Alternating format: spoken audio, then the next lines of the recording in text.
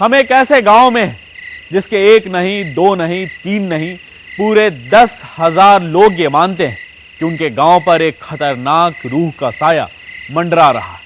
एक ऐसी रूह जो हर रोज किसी न किसी दरवाजे पर दस्तक देती है और उस दस्तक का मतलब होता है मौत। दिल्ली से सटे करनाल जिले के कोहंड गांव में करीब महीने भर पहले असमय अकाल मौत का एक सिलसिला शुरू हुआ। उस सिलसिले में अब तक 35 लोग अपनी जान गंवा चुके हैं। हमें पता करना है कि इस खतरनाक खेल के पीछे कौन है।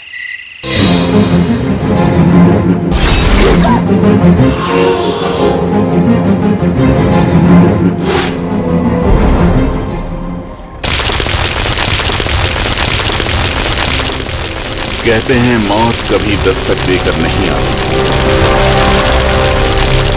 ये आपको कभी भी कहीं भी घेर सकती है, बशर्ते आपका समय पूरा हो जाए। लेकिन करनाल जिले का कोहंड गांव ये मानने को तैयार नहीं कि पिछले 35 दिनों में हुई 35 मौतें अपने समय से हो रही हैं। वो नहीं मानते कि सभी मरने वालों का समय पूरा हो गया था। गांव और उसके आसपास न इलाज की कमी है और न ही पैसों की, लेकिन कोई परिवार न दहशत से बचा है और न मौत से।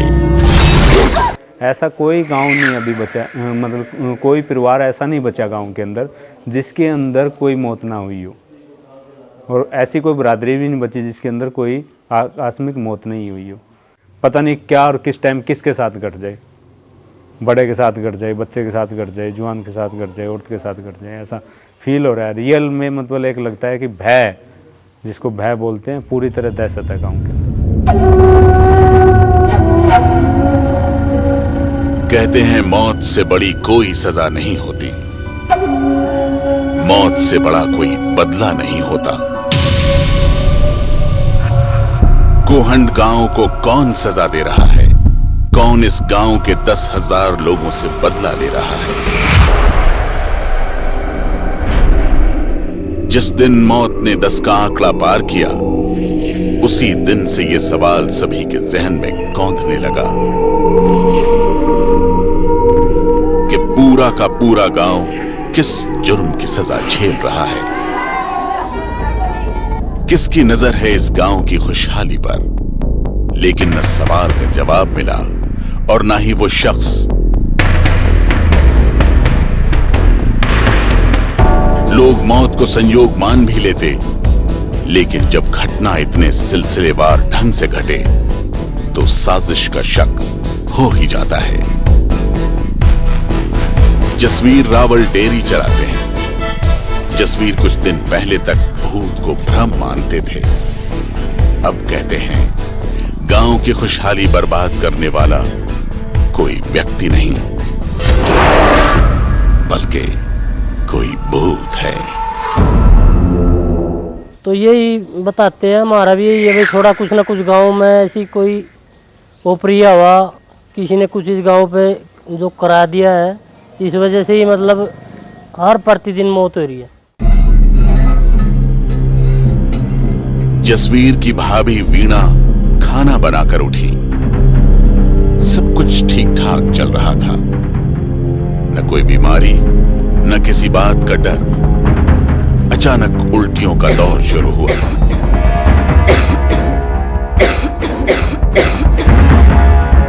और वो मिनटों में बेहोश हो गईं।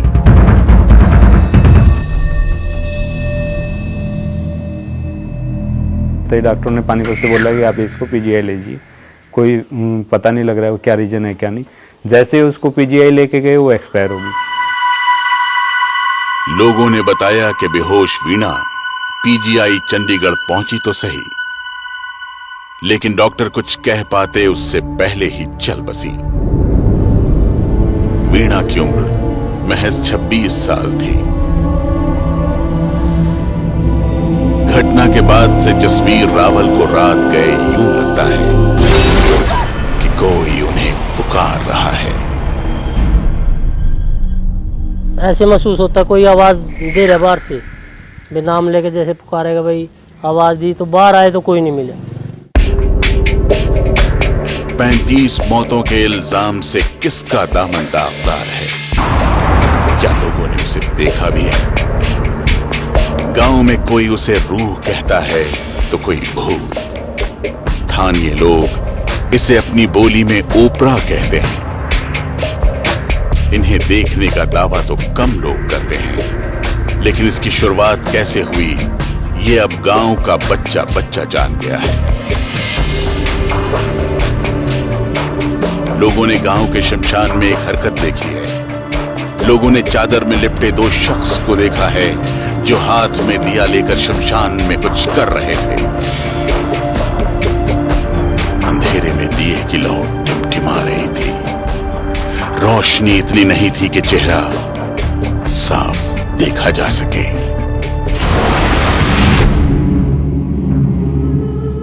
तो खेत में जा रहे थे तो कुछ लोग शमशानों के अंदर बैठे थे, कुछ बाहर सड़क पर भी बैठे थे और दिया जलाया हुआ था उन्होंने। शमशान में आधी रात हुई ये हरकत लोग बचा नहीं पाए। एक तरफ ऐसी हरकत हो रही थी और दूसरी तरफ गांव में मौत अपनी गिनती बढ़ा रही थी। लोग पूरे माजरे को समझ पाते इससे पहले शमशान में लोगों ने एक और तमाशा देखा। इस बार शमशान में मर्द नहीं, औरतें दिखी। 2 औरतें, दोनों शमशान में उसी वक्त आधी रात को गई थी और लोगों के मुताबिक उन्होंने शमशान में खाना बनाना शुरू कर दिया। ये सब कुछ लोगों ने देखा तो सही, लेकिन ये बात उनकी समझ से परे बनी रही। ओपरा है जी, इस गांव में मतलब ऐसा है, 2 जनानी आती है जी और वे शमशानों को लिपटी है और वहाँ खाना पका के जाती है वहाँ। गांव के शमशान में दिखने वाले लोग उस वक्त वहां क्या कर रहे थे, इसका जवाब लोगों के पास नहीं है।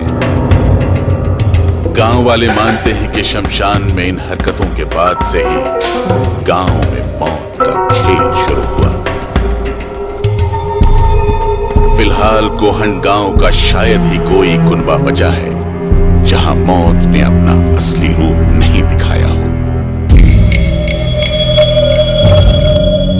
गांव के 10,000 लोग आज एक राय रखते हैं। सभी मानते हैं कि गांव पर भूत का साया है और इसे उबरने के लिए कुछ करना होगा, लेकिन क्या? भूत है या भ्रम? गांव में 35 दिनों में 35 मौत एक संयोग है या साजिश? इन तमाम सवालों का जवाब देने का दावा एक शख्स करता है। वो कहता है कि वो भ्रम को दूर करेगा और भूत को अपने कब्जे में ले लेगा।